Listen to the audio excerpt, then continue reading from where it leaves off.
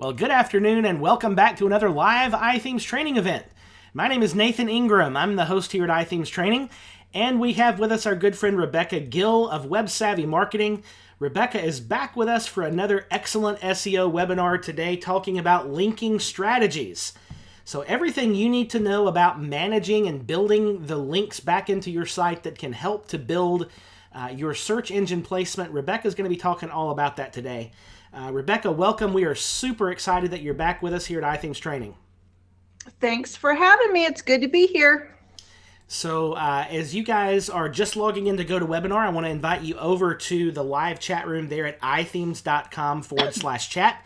iThemes.com/chat. That's the place to get your questions answered. We do not use the questions feature in GoToWebinar, so make sure you ask your question over there in the chat room. And it's helpful to me always if you preface your question with the word question. That way I'm sure to pull it out so we can ask it to Rebecca when we do Q&A at the end of today's webinar. Also, as usual, we will be providing the slides for today's webinar at the end. We'll give you that link, so don't worry about feverishly scribbling down notes. You'll have all the stuff on the slides at the end. So, Rebecca, why in the world is linking strategy so important to SEO? Well, let me tell you. SEO is more than plugins and automated optimizers. I know there are people that really want to just load a plugin to WordPress or on their non-WordPress site and have SEO just poof happen, but it doesn't work that way. SEO is part art and part science. Page 1 ranking requires a combination of on-page and off-page SEO efforts. And today we're going to hit both of those as we talk about link building and link strategies. Okay, I want you to think of your websites and the web in general as having only two core components. There's contents and there's links. There's many forms of content that you can have either on your website or blog or elsewhere on the web. We've got blog posts and pages and products and images and videos and podcasts. So as we think of our two big buckets of the web with content and links, when I say content, I'm referring to all of those guys and gals, not just a specific text blog post or something similar. So keep that in mind as we move forward. Now, there's also many different types of links. There's website navigation and footer links. There's links inside of content. There's social media activity that produces links. And then there's the traditional backlinks where one website links to another. Links are important. They're super important because they influence both on-page and off-page SEO efforts. And if you're familiar with SEO, you most likely think about links as an off-page and as in backlinks. And today I want to make sure that I bust you out of that thought process and I get you into thinking on both sides of link building efforts, so that internal and external link building. Okay, so why do links matter? Links are one of the core basic components of the internet, right? We've got links and we have content. That content is connected through those links, and those links control movement and influence. Think back to the original internet that we had, if you're that old, and you'll remember when we didn't have like all of these great ways to find and discover content. We didn't have social media. We had to use links to get around and discover things. And because of that, they're still a core component of the internet. Links are still a major ranking factor for search engines. I wish that wasn't the case, and I wish it wasn't as much of a ranking factor because it can be manipulated, but it is. Links help humans, like you and me, find great content. Links help search engines find great content. And really they do. That's the whole process of crawling and indexing, is those links helping the search engines find content they didn't already know about. Links provide valuable data points to the search engines, and they help the search engines understand who you are and what your content is about. So the search engines don't just look at what you have in your written word and your content, they also look at the links that are coming in and out of that content. Links transfer SEO power, otherwise known as link juice. Yes, I'm saying that, and I will actually have a few slides about link juice in the next few slides. So believe it or not, it is in this presentation, because you all know I hate that phrase more than anything in this whole wide world. Links transfer trust. That is why link building is still important, because links do have trust and authority with them, and that gets transferred from one page or one website to another. Okay, so let's talk about link juice. And I'm going to start with this because you have to understand link juice before you start to think about internal linking strategies or backlinking. So carefully consider how many links you're going to use on a given piece of content. And the reason for this is link power is divided by the total number of links on a page or a post. So for example, what if we have a blog post which has 2 links? The blue little content guy is the blog post. He's linking down to 2 different service pages. When this occurs, our link juice is divided by 2. So each destination URL gets 50% of that link juice. Now let's assume that our same blog post has now 5 pieces of content it is linking to. This could be on-site or off-site content. It only has so much link love to give, right? That link juice or link love, or however you want to think about it, it only has so much. So when you go from 2 links to 5 links, you're degrading the link juice that's going to a given piece of content, and that's because you have to divide it by all links. So we go down from having 50% link juice down to 20% link juice. And that really does matter in SEO, and it really does matter in how things are evaluated by the search engines. Now, I know I've had some clients for SEO that I've taken over work from other SEO consultants. And some of these clients believe that on every single blog post, they have to have a link out, at least one, to an external piece of content. That is false. I don't know why they think that that is the case. What they're really doing is they're degrading their link juice or their link value that can get passed to their own internal pieces of content. And when they get into that theory, what they start doing is they start having like 10 links in every single post, which again degrades that link juice and it makes that link less powerful. So as you're thinking about link juice and linking strategies, I want you to really understand link juice, both the good and the bad, right? It's not that I want you to understand what it is. It can be beneficial to you for sure. It can also hurt you. And I also want you to know that links alone cannot provide good SEO. Good SEO is holistic, and it's so much more than link building and backlinks and things like that. You have to live on lots of goodness for SEO to work. You cannot live on juice alone. And this really literally is an old school toy that I found on the internet that I thought was just very bizarre. So let's talk about internal links. And I would be interested to know how many people on their current websites have a strategy for internal linking. And I would suspect in most of cases, people don't. A few will, but for the most part, it's really forgotten about. Even with long-term marketers, it's not on top of mind for people unless you're getting immersed in SEO information frequently. So what is an internal link? An internal link simply connects one piece of content inside a website to another piece of content on that same website. Okay, it's like going from a post to a page or a page to a post. And we hit on this right away because here's Google's verbiage on internal links. So the number of internal links you have pointing to a page is a signal to the search engines about the relative importance of that page. If an important page does not appear on this list, and it's talking about Google Search Console that we're going to look at in a minute, it's considered to be a less important page because it doesn't have a lot of internal links.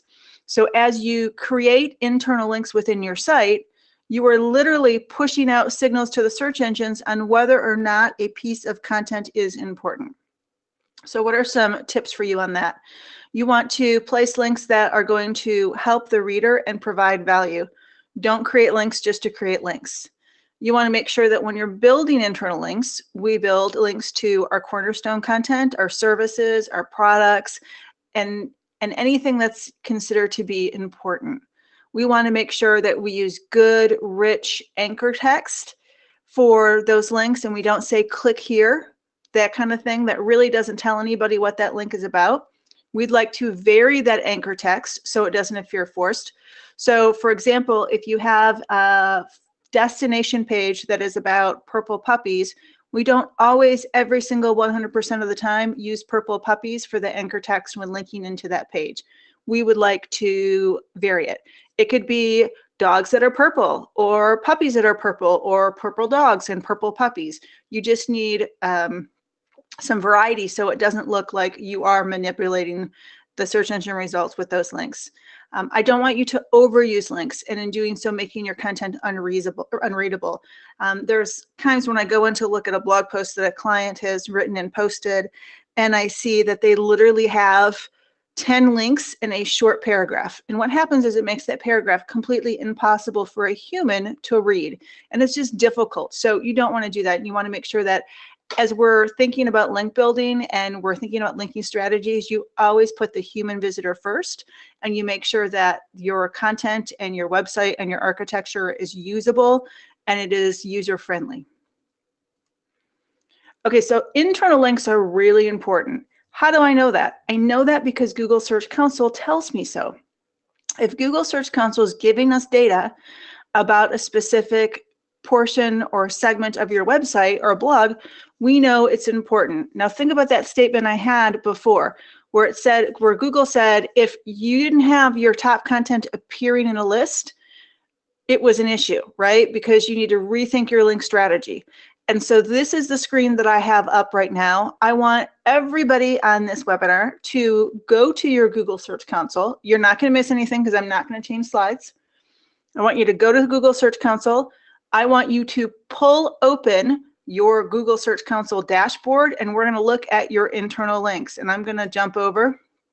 So just in case you're not sure where that's at, when you get into Google Search Console, you're going to click on Search Traffic on the left-hand side, and then you're going to click on Internal Links. Now, I have my SEO podcast up. It's relatively new. I don't even know if it's 6 months old yet. So I'm going to have limited links. But these are the links that are showing in my Google Search Console, right? So if I had specific pieces of content that are super important that I wanted to really highlight, they best appear in this list. So maybe if my podcast host, Rebecca Gill, is the most important piece of content on this site, then that better be one of the top linked pages. And it is in the top of the list, so that's good. This website doesn't have a lot of strategy from that perspective because it's a podcast and it has, for me, a different purpose and that kind of thing. But it's a good, clean example that I can show you this Google Search Console. Now I would like to see in the chat, I'm going to flip over, what are y'all seeing in your Google Search Console? Throw out some feedback. Do you have a lot of important pages that are showing up on your list when you go there? Where are links in Google Search Console? Stacy, it's underneath on the left-hand side, search traffic, and then internal links. And then when you click on internal links, you're going to see them right on the right side. Everybody got that?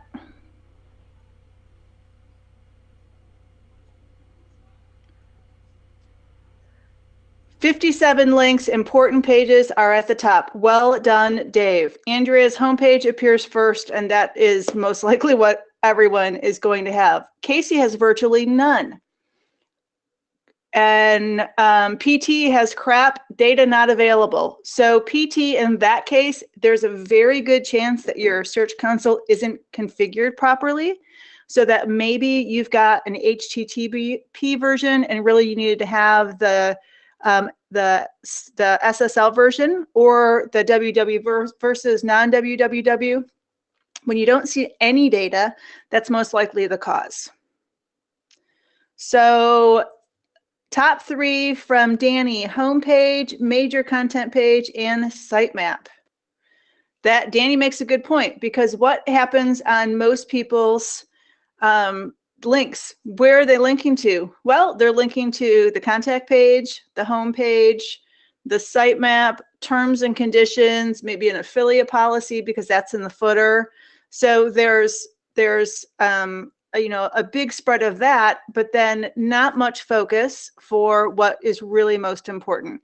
And again, the most important would be cornerstone pages, individual service pages that you're targeting with, for search, for ranking on page 1, maybe top blog posts that you really want to rank, or that are ranking but you want to improve the ranking for. Those are the things that you really need to consider. And the reason, again, Google is giving us this information is because it wants you to make sure that you're seeing how Google perceives your link strategy inside of your website or blog, and it wants you to do better if you're not presenting yourself in the proper light.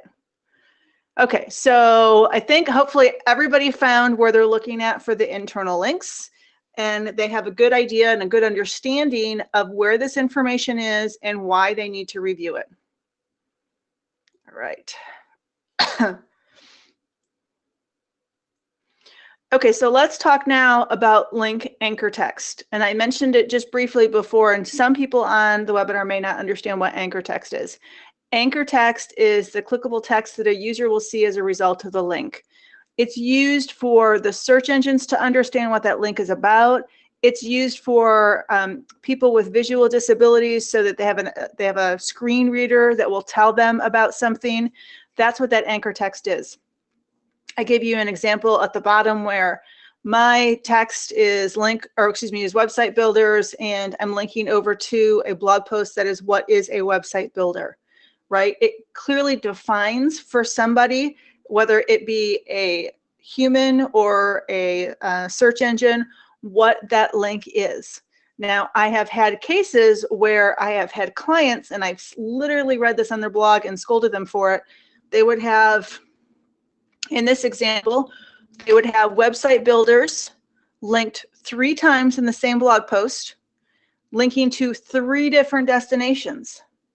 Now, if you're the search engines and you see that, and you see the same link going to multiple destinations, that's kind of confusing because you're not understanding why there would be 3 links, all of the same verbiage, but having 3 different destinations.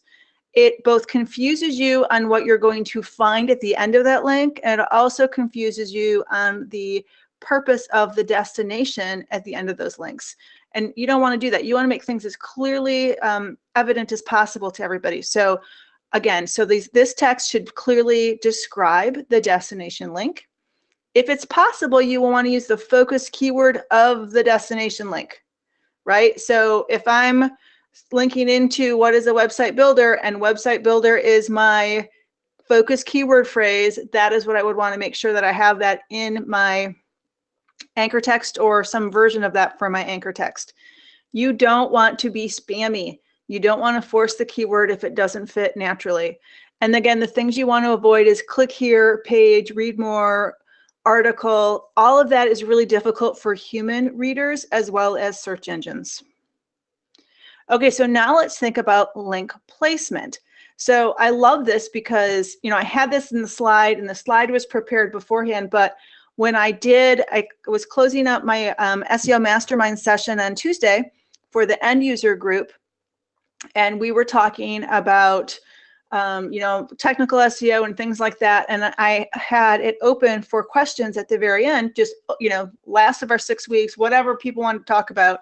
Someone said, I'm in my Google Search Console, I'm looking at my internal links, and I'm really confused. And I said, why are you confused? And what was happening is they were seeing all of these links, and it was really the categories of their blog. And the reason they were seeing those as top link content is because those category listings were showing up in the sidebar for every single blog post. It was like 400 and some instances of it, which is fine.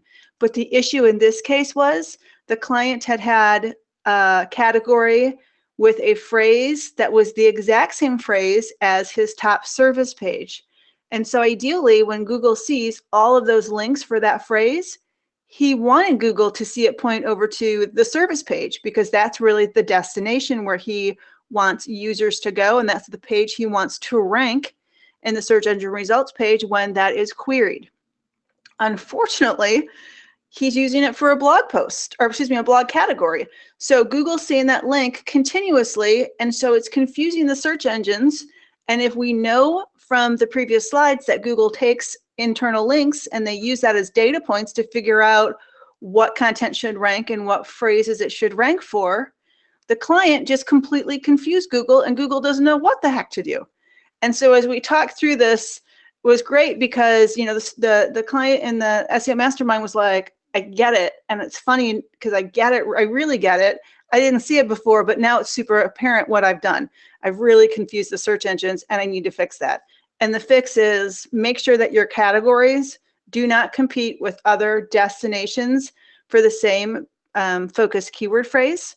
And, you know, make sure that you're linking into the top pages like the service pages or the product pages as much as you might be with like category pages that you really don't care if they rank or not. So with that story, let's look at some of the places you can see those internal links. It's in header navigation. It's in footer navigation. Footer copyrights or privacy notices or affiliate notifications, sidebars for both pages and posts, the content of pages, the content of posts, the content of products, call to actions and landing pages you have for call to actions, images, and plugin output. So I have on my, the image I have here is just my contact page, and I've highlighted with yellow all of the do follow links that are internal, and then the blues are the do follow links that are external, right? So just so you can see on a basic, simple contact page, how many links are actually appearing. And a lot of times we don't even think about this because it is just in the footer, it is just in the navigation. But the takeaway here that I really want you to think about is the verbiage you use in your footer, the verbiage you use in your navigation is important. It is site-wide, as is your sidebars. You want to make sure that is supporting your SEO efforts, and you want to make sure that it is not confusing the search engines when the search engines are seeing that data and trying to figure out what should rank for what keyword phrase. All right, now let's talk about external links. So Google needs to know the who you are and the why you are and why it should pay attention to you. And external links make this happen. We've talked about this in other presentations and workshops and summits, and I'm reiterating it because this is important, right? When you talk about link strategy is a balance between internal and external links. And those external links is that link juice everybody chases. Why do they chase it? It's because those offsite triggers and data points of links tell the search engines that you're trustworthy. It helps set your authority over a specific subject matter, topic, or inside a specific industry. And it helps you present your content that it's quality. When Google sees, or even Bing sees, a number of links coming into a piece of content or a website, and from a specific industry or types of website, it can better understand who you are, what you do, and that you are important. Okay, so let's talk about backlinks in more depth. So what is a backlink? A backlink is just referring to an inbound link that is created by a third-party website or blog that links over to your content. It can be anywhere on the internet that is just linking into a blog post, a page, or something else for you. It helps drive brand awareness. It helps drive website traffic because people are following that link, and it helps improve your organic search ranking because Google better understands who you are and why you matter. So search engines will use a lot of different metrics to determine the value of an external link.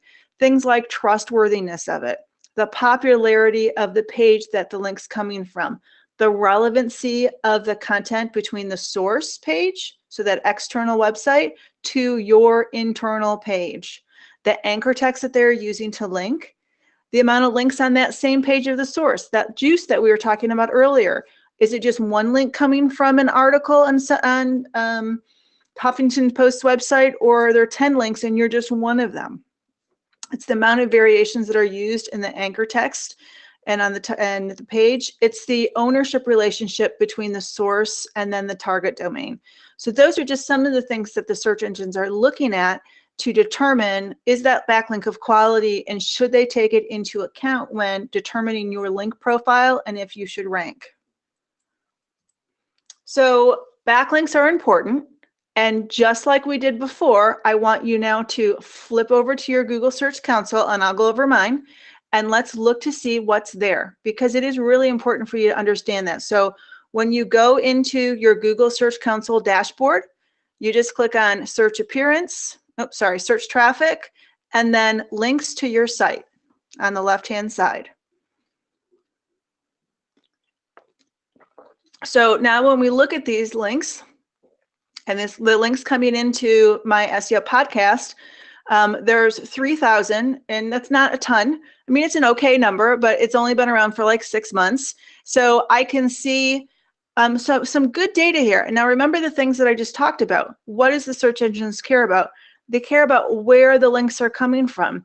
Are these sites that are within the same industry? Are they authoritative sites? Are they related to what I do?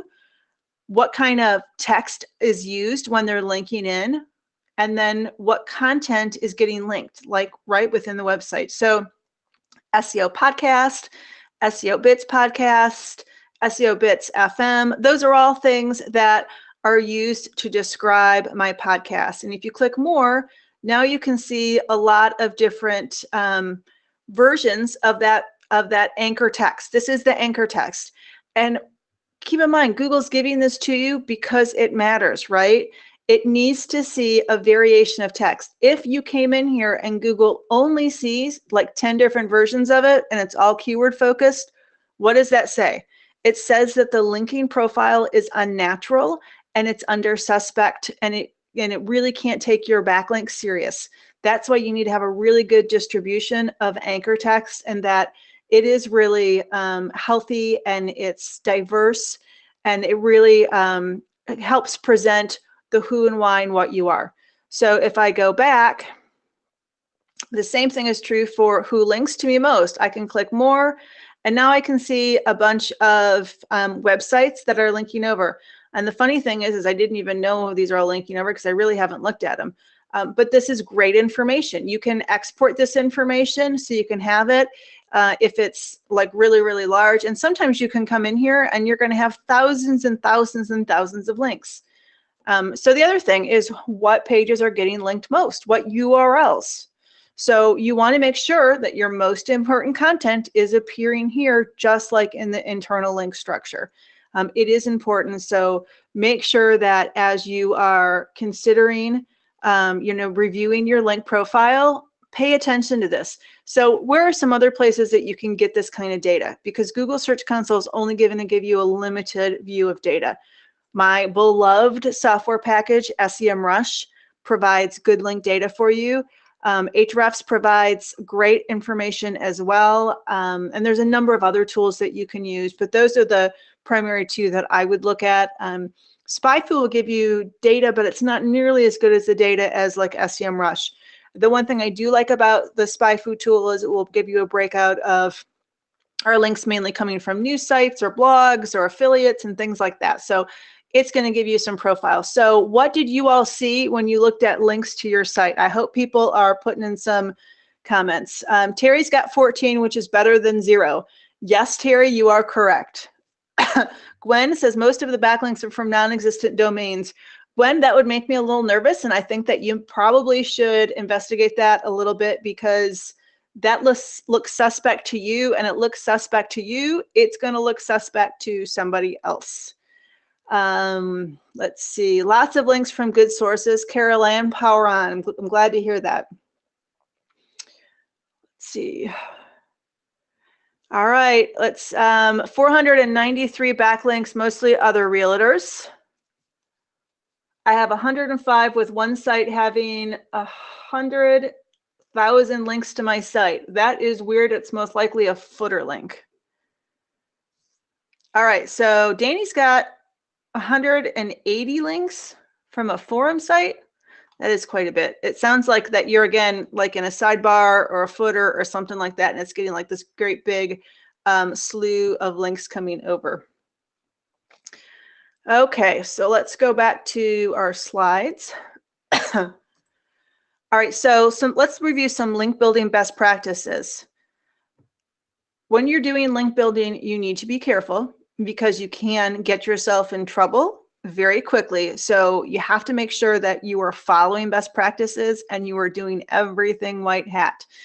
So you need to be, again, very, very careful, because if you're going to get yourself in a penalty, this is one of the ways to do it.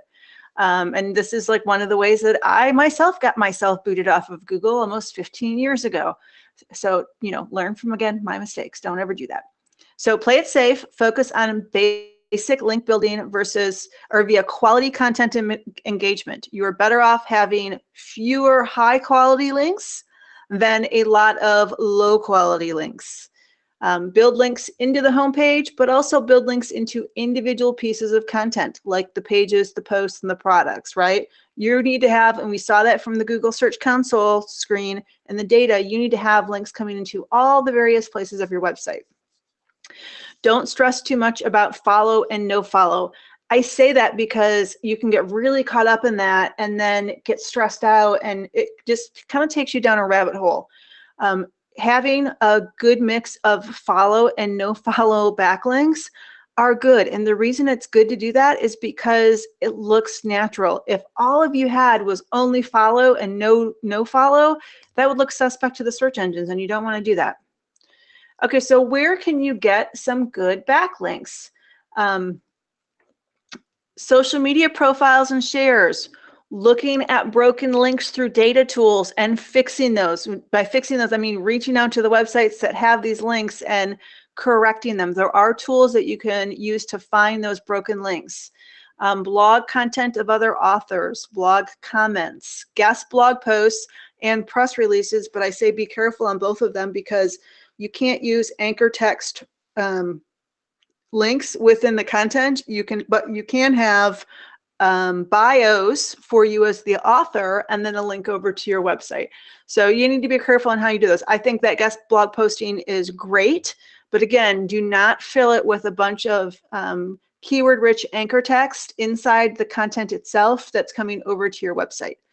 Local listings and local directories, industry directories. If you're a realtor or a doctor or a lawyer, there's lots of industry directories that you can claim your profile on and make sure that it's really built out well and that you have a nice link coming back to your website.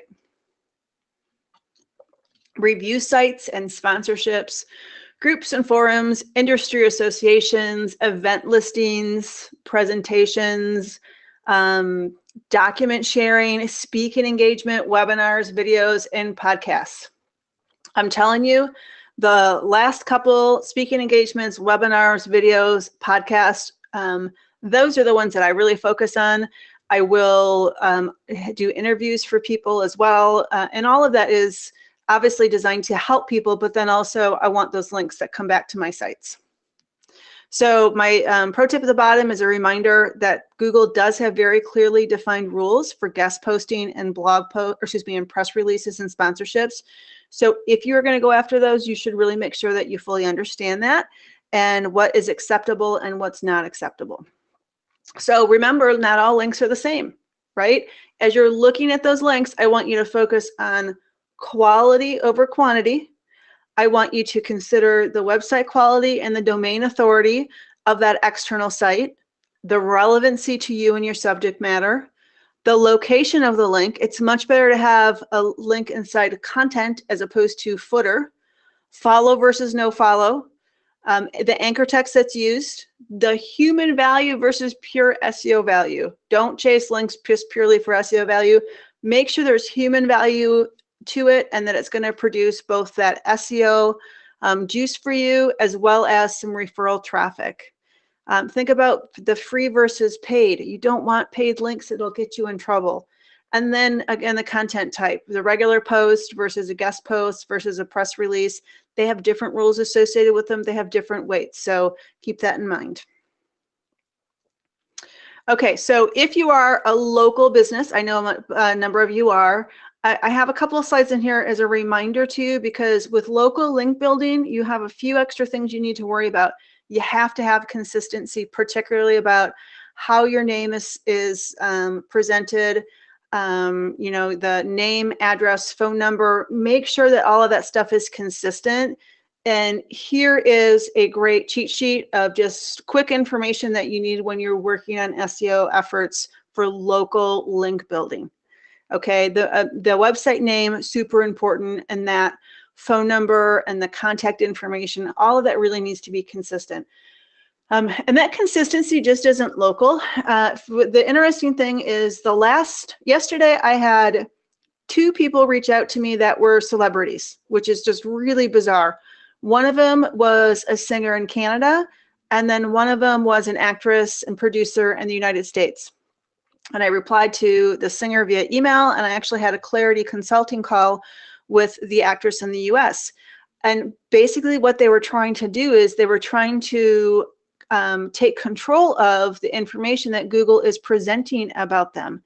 And as I went through my hour-long coaching call with the actress and producer, it was very clear that Google was a little bit confused on her.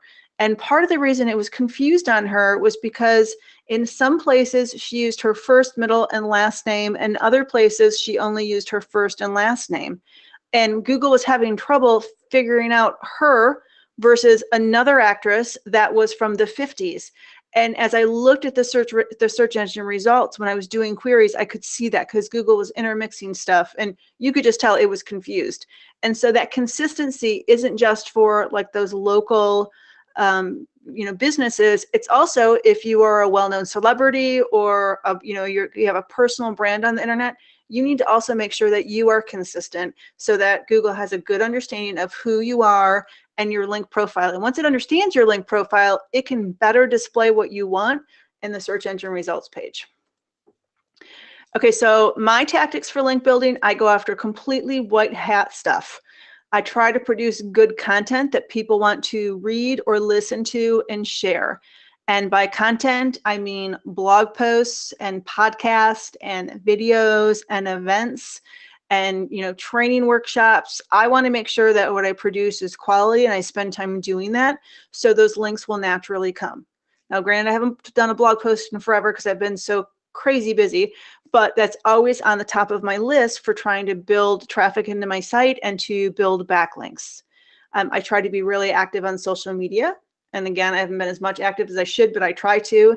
And I always try to play nice with those around me. Even when someone gets so far under my skin, I just want to go postal on them. You don't do it. I tend and sponsor local events and online events. I go to WordCamps and other conferences to speak. I sponsor the local sports team, like my son was, and I sponsored his baseball team, and I've sponsored soccer teams and everything else for the business. And because those just come with natural backlinks when they're showing your logo and they're coming back. I'm a guest on other people's podcasts. I have my own podcast.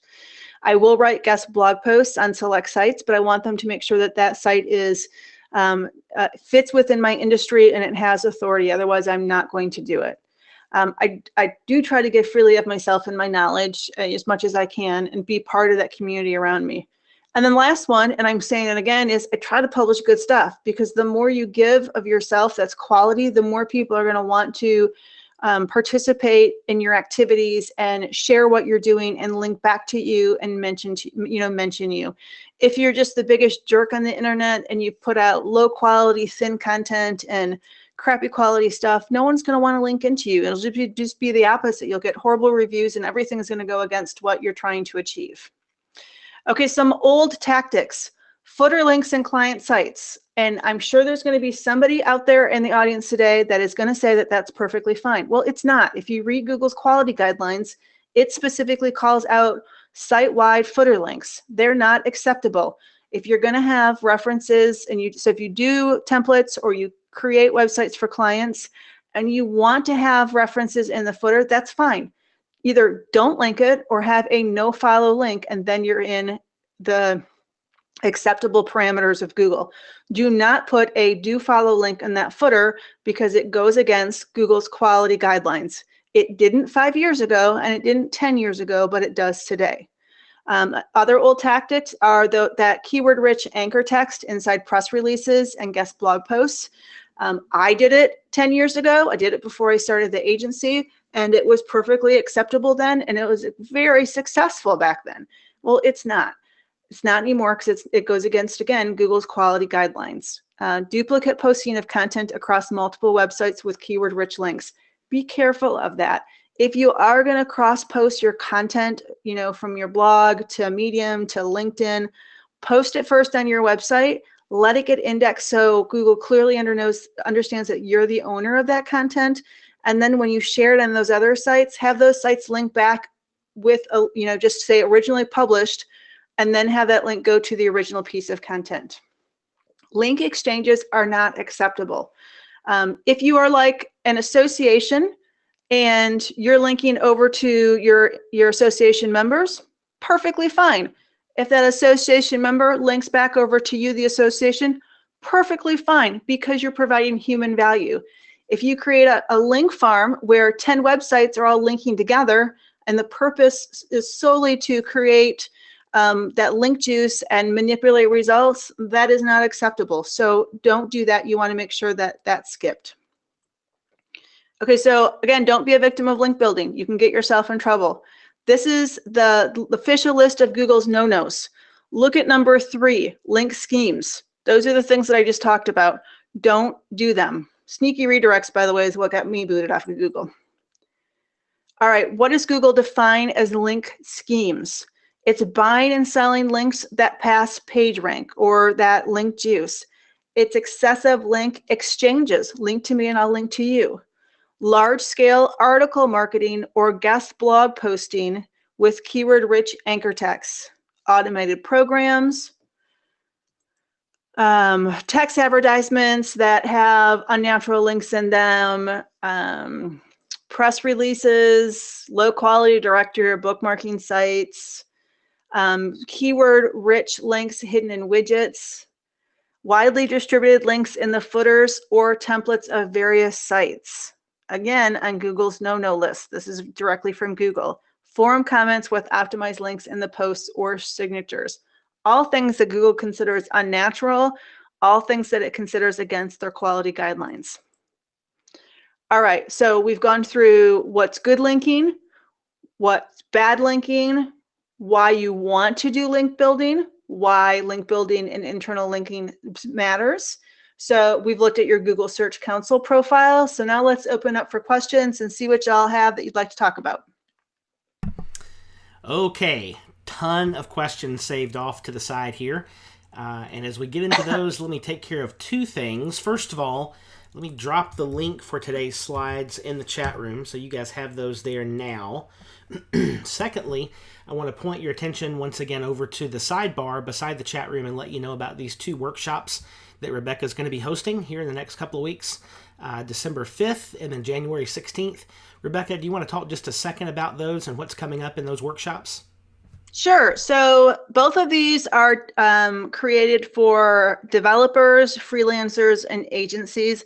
They are not intended for end users. We have workshops coming in January or later next year for those. So this is, again, developers, freelancers, and agencies. So the website audit workshop is going to teach you how to do a website audit. You're going to get my template that I use. We're going to talk about where you can find the data for these audits, how you can use these audits to help you either with lead generation or with sales of services for your organization or your agency, as well as you can sell the audit itself. So again, that's what this is. I am not going to go through and teach you how to fix everything in the audit. I've had that question. There is no way I could do that because the audit is like 100 data points. I can't teach you how to fix 100 issues in the 6 hours that we have together. But I can teach you how to use the audits for lead generation and to boost your revenue and to really provide a win-win for you and your clients. And then the next one is selling and managing SEO projects. We're going to talk about positioning yourself and your services, lead intake, how to qualify leads, how to investigate prospects, how to prepare budgets and scope of projects, how to present proposals, what is a great project plan. I give you my project plan and I give you a bunch of templates.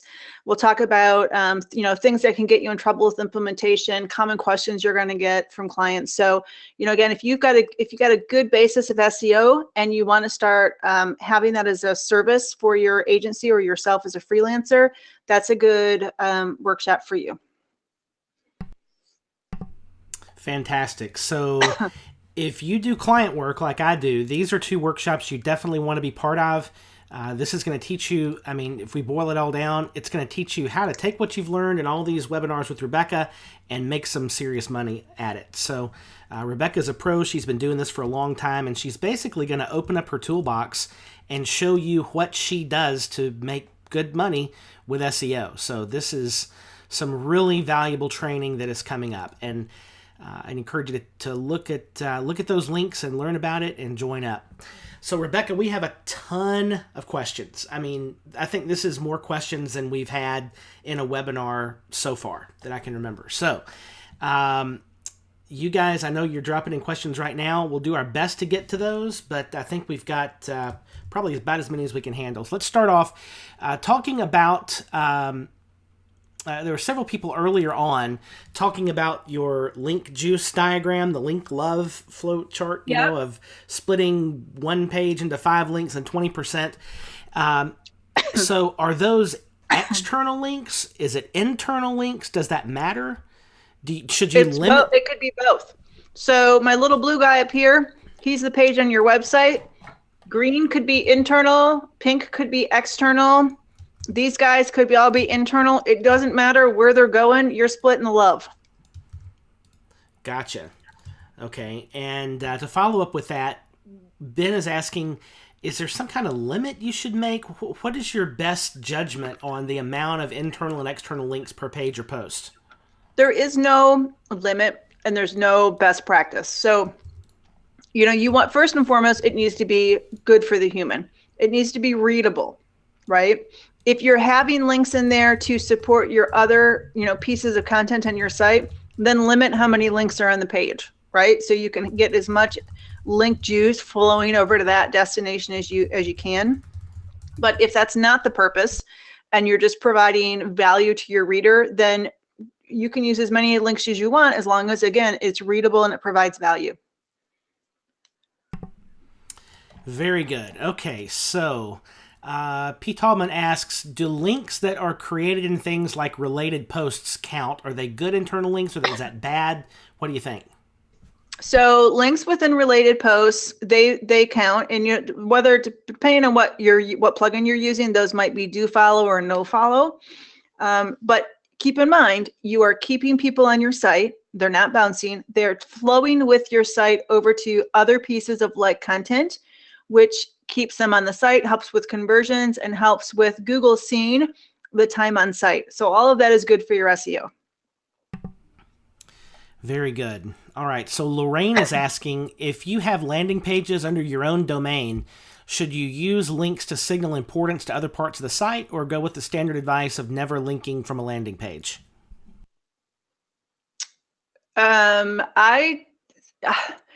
I have a big beef with landing pages when I land on them and there's no navigation and there's no exit for me. It really makes me angry. So I'm a bad person to ask about that. Because if I get on a website and it does that to me, most likely I'm just going to exit and I'm not going to come back because I feel like you're confining me into a jail cell and I don't like it. So I'm going to always tell you, because of that and the way I know it negatively impacts my emotional view of your site, I'm going to always say you need to give people an exit, right? And I know that goes against what other people believe on landing pages.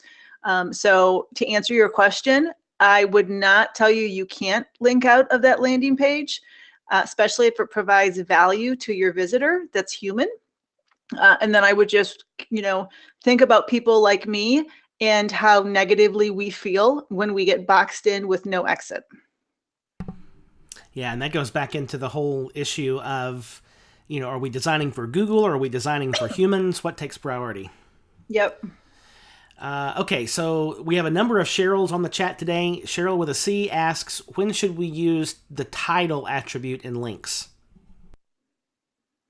So the title as opposed to anchor text, the title doesn't get used really for SEO purposes. And that was just discussed in our SEO Launchpad group. And I can't remember who asked it, but that was definitely a question. And I posted some links in there for it. It's kind of like an outdated element, right? That isn't even recognized in certain areas. So you don't need to really be concerned about that. You need to be concerned about the anchor text. Awesome. And Rebecca, I'm putting a link to that Facebook group in just a second here. Another question, Cheryl with an S asks, should we remove or no follow links to terms or credit pages? You can. Do you have to? No. Is it going to hurt if you do? No. So will it modify how Google might see your link profile? Yes. So here's a great rule of thumb. If I go into Google Search Console and my top link is my privacy policy, right, for internal links, then I probably want to hit no follow on that so Google knows that I'm not trying to show that as a most important page on my site. Yeah, that's a good rule of thumb. Okay, Paula is asking a question. Going back to the whole issue of having your keywords not conflict, so your menus and categories don't conflict with each other. Mm-hmm. Is it then, are you then saying that keywords shouldn't be used in nav menus or the footer, or can you clarify that a little bit? So sure. So I have a cornerstone page in my website that's called website design, right? And that ranks for website design as a phrase. I have a blog category for website development, and that ranks for website development articles. Those have similar topics, but they're different phrases so that we don't compete with each other.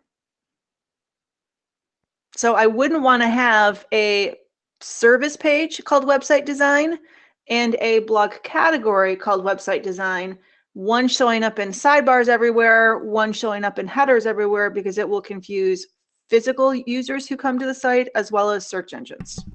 That makes a lot of sense. Okay, Ben is asking about local directories for link building. Are there any good examples? He's saying most of them he's seen are poor link farms that are poorly rated by SEMrush.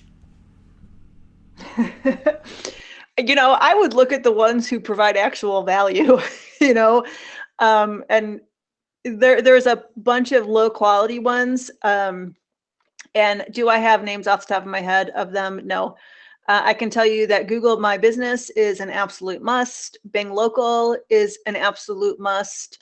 There are a number of other independent local directory sites that are of quality and that do produce traffic and good references. So we would have to look at I'd have to go back to blog posts and things that I've written to see which ones I recommend, because it has been a while since I've talked about it. So I don't have a finite answer. I apologize for that. Oh, MR just posted some. There we go. Thank you, MR. On a similar topic, dealing with those attribution links, designed by links, Lydia wants to know, she has a client that insisted that she add that credit to her site because she was so happy with it. What do you think about that? Shah also follows that up by saying, could you make a credits page that features a description of you with other collaborators where there's a meaningful link to your site? Yes. So credits page, meaningful link that talks about more of like what you did as opposed to here's just a site-wide footer link. Yes, that would be a value. And again, if you're going to do the site-wide footer link, make it a no follow. Gotcha. And Stacy wants to know, should the links in the footer all be no follow like that? I don't know what's in your footer, so I can't say that they should. So not necessarily. It's going to depend on what those links are and what value they are. Gotcha. Marge had a question when you were talking about broken links, and you mentioned there are some tools to help you deal with broken links. Could you elaborate on those tools a little bit? The broken inbound links. Yeah, I think it's Ahrefs that produces it. And so basically what you're doing is you're running reports to say, what links are coming into my site and hitting 404 pages because those pages don't exist. And when you see those inbound links hitting 404 pages, the objective is to reach out to those webmasters and say, oh, I noticed you had a broken link on X. Could you update that, or would you like to update that? Here's the appropriate destination for the new link. And people don't want, broken links in their site, so they are inclined to update it. Very good. And I just dropped a link there in the chat room for brokenlinkcheck.com. It's a good external site that will scan your site for those sorts of links and let you know where they exist as well. Rebecca, on that topic, if you just handle the redirect internally, does that solve the problem? Well, I would reach out and get it fixed. I mean, does it solve the problem of the referral traffic? Yes, but every time you have a 301 redirect, you lose a little bit of that link juice. So if you can fix the root source, you want to do that. So I'm counting 7 or 8 times now you've used the phrase link juice. We're going to have to get you a t-shirt with that on there. Someone's going to create a picture and post it to the internet of me and link juice. I just know it. That's right. That's right. Now you've just invited it. Okay. Still a lot of questions here. Paula is asking, if there's a short disclaimer in the footer, can there be a link to a longer page with the full disclaimer terms? What do you think about that? Sure. I mean, there's no issue. Keep in mind, you're not killing yourself by having internal links in your footer. It's just you need to understand that those will get picked up by the search engines. And if it's site-wide, Google's going to consider that to be your most important content. Great. Shah would like to know, what is a sneaky redirect? So a sneaky redirect, which is what got me booted off of Google in my past life, was the fact that I registered competitors' domains spelled incorrectly, and when they were typed in, they redirected to my website. That is a sneaky redirect. And it got me completely delisted from Google. Oh, boy. Okay. I was young and naive back then. Oh, that's awesome. Okay, so Carol Ann would like to know, if you get a product for free and blog about it, if you make the link a do follow, is that okay? Technically, I think that's for promotion, and it's kind of against the guidelines. Are you going to get caught with it? I don't know. But so if you have any type of promotional payment receipts of goods from somebody, and you link back to them in exchange for it, it is technically supposed to be a no follow. That includes affiliate links. Now that's interesting. I did not know that. Okay. Yeah. All right. Pete Taubman would like to know, he says he has 4 franchise clients from the same company. The corporate site provides content for each franchisee. Is it bad for each to post that, I'm assuming, duplicate content on their own sites? Yes, and I've talked to franchise companies about that before. They're like, but we want our 100 franchisees to have content. And I'm like, but you can't give them all the exact same content, because then it is just a bunch of duplicate content flooding your network. Yeah. Okay, Casey is asking, moving all the content of a site to a new URL, what's the best way to redirect backlink traffic and internal link traffic?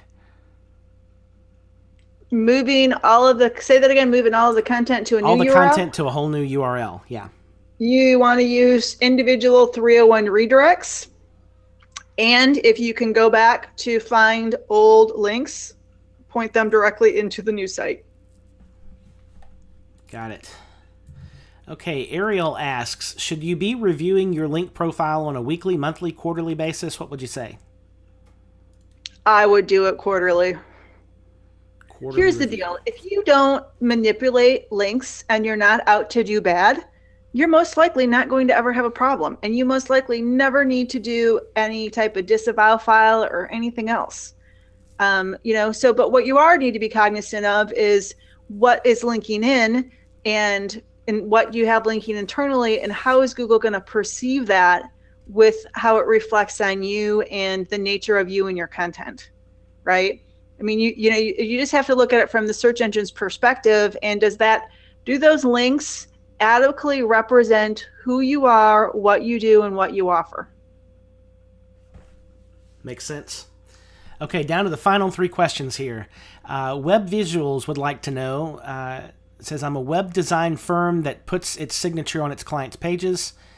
For each one, I don't link to our homepage, but a client page talking about what was done for that website. Is that okay? That's an interesting question. So is it kind of like a portfolio page? Yeah, it'd be like an attribution link on the client site, but not going to the home page of their site, but to a portfolio page. Yeah. And is it just one link from the client site, or is it throughout the whole thing? I would assume it's in the footer. Web Visuals, if you can clarify that, I'm assuming it's a typical attribution link in the footer. Yeah, if it's a footer and it's coming across all of the pages of your client site over to your site, it needs to be no follow. Interesting. All right. So regardless of where it links to, it's the fact that it's used throughout the site. Correct. Got it. Okay. Jean would like to know, a large amount of links from index pages and menus have shown up. Would that be a problem? A large amount of index pages from menus? You know what? I read that question earlier and I understood it, and I don't now. Jean, could you... Sorry about that. Jean, we're going to go to the next question. Jean B, if you want to clarify that a little bit in the chat room, we'll get to that question in just a second. I thought I understood that earlier, but I do not. Okay, Ben Anderson would like to know, is it worth getting Bing Webmaster Tools, or is Google Search Console enough? Nope, you need to have Bing Webmaster Tools if you'd like to have traffic from Bing, because you would submit your sitemap to Bing and they will better understand your content. Very good. Okay, Jean, last call for a clarification of your question. If you can get it in there, we'll get to it. Okay, there are many index entries on an index page. I'm still not sure what that means. I'm not sure what that means either. Jean, what do you mean by index entries? So while we're waiting on that, so Anderson, are there any good deals on SEMrush? I am told from one of my SEO Mastermind students that if you call up SEMrush, you can weasel a deal from them. Oh, that's interesting information. Links to... So Jean is saying... I'm still not sure I understand the question, Jean. Nope. Hey, Jean, I would tell you to post that on the Facebook group. That way I can come back and go back and forth with you and get additional details. Yeah, that's great. I'm going to drop that Facebook link in right here again. If you haven't joined, by the way, Rebecca's Facebook group, SEO Launchpad, it's free. You can join. Tons of great information and good interaction with others who are studying SEO. Join that Facebook group and take part in that discussion. Jean, that'd be a good place to drop your questions so we can dig into that a little bit more. For whatever reason, I'm not able to understand what you're asking. That's probably my fault. But okay, folks, thanks so much for hanging out with us for the last hour. Rebecca, as always, splendid information here. I learned a couple things that I had not heard before, which is not out of the ordinary on one of your webinars. Always good stuff. Any last words for us as we sign off? Go forth and link build and interlink in goodness. Awesome. That should be a t-shirt. Go forth and link build. Yes. That's great. Okay, everybody. Thanks for hanging out with us. We got a lot of stuff coming up on iThemes training. If you've not ever checked out the free webinars that we have all the time on iThemes training, just like this one, click the training link, which used to be at the top of the page, and I don't see it now. If you go to training.ithemes.com, you'll see our whole calendar of upcoming events, all of which are free, and I would invite you to take part in those webinars.